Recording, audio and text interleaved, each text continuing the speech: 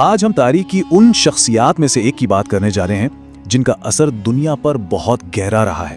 جی، ہم بات کر رہے ہیں پیغمبر اسلام حضرت محمد صلی اللہ علیہ وآلہ وسلم کی زندگی اور ان کی تعلیمات کی۔ تو سب سے پہلے یہ سمجھنا ضروری ہے کہ سیرت النبی کا اصل مطلب کیا ہے۔ دیکھیں، یہ صرف کسی کی زندگی کی کہانی یا ایک تاریخی بایوگرافی نہیں ہے، نہیں، یہ اس سے کہیں بڑھ کر ہے۔ اس سے دنیا بھر میں کروڑوں لوگ اخلاقیات، صبر اور انسانیت کے لیے ایک مکمل گائیڈ، ایک رہنما کے طور پر دیکھتے ہیں۔ مطلب یہ ایک ایسی زندگی کا مطالعہ ہے جس سے آج بھی لوگ گائیڈنس لیتے ہیں۔ اچھا، تو آئیے ذرا ان کی ابتدائی زندگی پر نظر ڈالتے ہیں۔ وہ 570 عیسوی میں مکہ میں پیدا ہوئے تھے اور ان کی زندگی کا آغاز کہنا چاہیے کہ کافی مشکلات سے بھرا تھا۔ بہت چھوٹی عمر میں ہی وہ یتیم ہو گئے۔ صرف 6 سال کے تھے جب ان کی والدہ کا انتقال ہو گیا، اور والد کا سایہ تو پیدائش سے بھی پہلے سر سے اٹھ چکا تھا۔ اس کے بعد ان کی پرورش پہلے ان کے دادا نے کی اور پھر ان کے شفیق چاچا نے یہ ذمہ داری سنبھالی۔ اور یہاں ایک بہت ہی دلچسپ بات ہے، نبوت کا اعلان تو بہت بعد کی بات ہے، اس سے بہت پہلے ہی وہ اپنے کردار کی وجہ سے پورے معاشرے میں جانے جاتے تھے۔ مکہ کے لوگ انہیں 2 خاص ناموں سے پکارتے تھے، الامین یعنی وہ جس پر آنکھ بند کر کے بھروسہ کیا جا سکے، امانت دار، اور الصادق یعنی سچا۔ سوچیں، یہ القابات ان کی شخصیت کی وہ بنیاد تھے جس پر ہر کوئی، دوست ہو یا دشمن، بھروسہ کرتا تھا، اور یہی بھروسہ آگے چل کر ان کے پیغام کی سب سے بڑی طاقت بنا۔ تو پھر سوال یہ پیدا ہوتا ہے کہ ایک ایسا شخص جو پہلے ہی اپنی سچائی اور امانت داری کے لیے اتنی عزت رکھتا تھا، اس کی زندگی میں آخر ایسا کیا ہوا؟ وہ کون سا اہم موڑ تھا جس نے انہیں ایک پیغمبر بنا دیا، اور نہ صرف ان کی زندگی بلکہ پوری دنیا کی تاریخ کا رخ بدل کر رکھ دیا؟ یہ عظیم تبدیلی آئی ان کی زندگی میں جب وہ 40 سال کے ہوئے۔ یہ وہ عمر تھی جب وہ اکثر اپنے معاشرے کے حالات، لوگوں کی پریشانیوں پر گہرائی سے سوچ وچار کیا کرتے تھے۔ اور یہ سب ہوا کہاں؟ مکہ کے قریب ایک پہاڑ پر ایک غار ہے جسے غار حرا کہتے ہیں۔ یہ ان کی پسندیدہ جگہ تھی۔ وہ اکثر شہر کے شور سے دور یہاں آ کر عبادت کرتے تھے اور کائنات کی حقیقت پر غور کیا کرتے تھے۔ اور پھر ایک دن اسی غار حرا میں ان کی زندگی کا سب سے بڑا واقعہ پیش آیا۔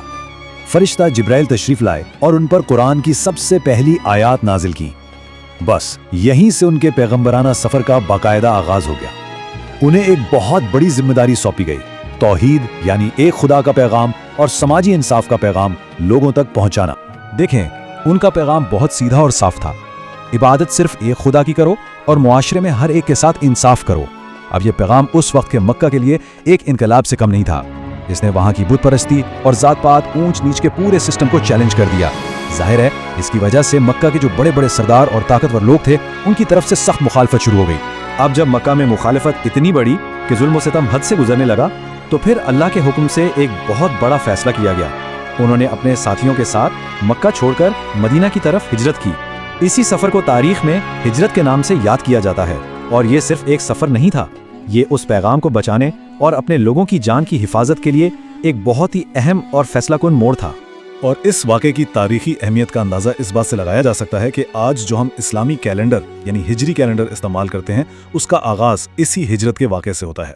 تو یہ صرف ایک شہر سے دوسرے شہر جانا نہیں تھا، بلکہ یہ ایک نئے دور کا آغاز تھا، ایک نئی تہذیب کی بنیاد تھی۔ تو یہ تو تھی ان کی زندگی کی ایک جھلک۔ اب آتے ہیں اس حصے کی طرف جو سب سے اہم ہے، یعنی ان کی زندگی سے انسانیت کو کیا بنیادی تعلیمات ملتی ہیں، وہ اصول جو آج بھی ان کی میراث کا ایک لازوال حصہ ہیں۔ ان کی تعلیمات کے کچھ بنیادی ستونوں پر اگر ہم نظر ڈالیں تو سب سے پہلے تمام انسانوں کے درمیان برابری کا اصول، پھر اپنے بدترین دشمنوں کو بھی معاف کر دینے اور ان پر رحم کرنے کا جذبہ۔ ایک اور بہت بڑی بات، اس دور میں خواتین کو جائیداد اور تعلیم جیسے حقوق دینا، جبکہ انہیں ایک بوجھ سے زیادہ کچھ نہیں سمجھا جاتا تھا۔ اور آخر میں اپنی ذاتی زندگی میں سادگی اور انکساری۔ مساوات کے اصول کو تھوڑا اور سمجھتے ہیں۔ اس زمانے میں کیا ہوتا تھا؟ کسی کے عربی یا غیر عربی ہونے یا کسی کے گورے یا کالے ہونے کو برتری کی وجہ سمجھا جاتا تھا۔ انہوں نے اس پورے تصور کو بدل دیا۔